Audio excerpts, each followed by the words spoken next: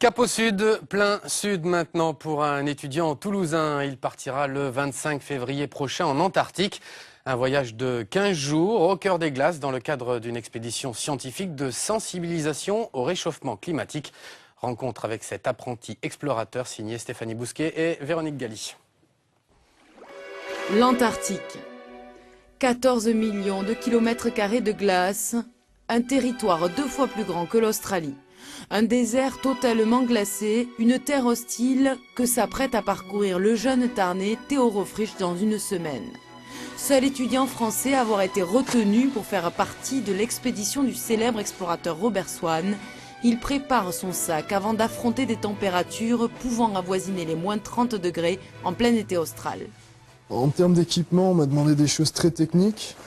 Et avec ça, on peut braver des blizzards à moins 30, moins 40 degrés sans problème, quoi. Théo a dû collecter 19 000 € en 6 mois pour financer ce voyage.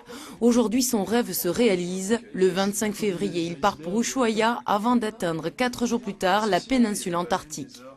On va plutôt naviguer, rester près des côtes et des fois entrer un peu plus dans le continent. Et ensuite, on fera un aller-retour parce qu'on dirait pas comme ça, mais le continent est vraiment énorme. Pendant 15 jours, cet étudiant de l'ESC Toulouse accompagnera une mission de scientifiques spécialistes du pôle Sud dirigée par Robert Swan.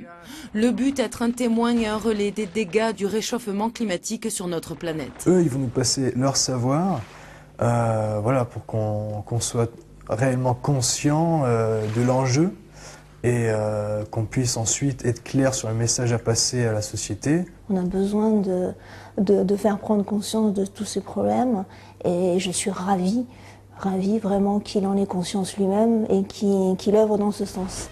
Ils ne sont que 2 Français à faire partie de cette aventure. Théo, lui, n'attend plus que son départ. Voilà, on va voir à quoi ressemblent les pingouins, tout simplement. Tout simplement.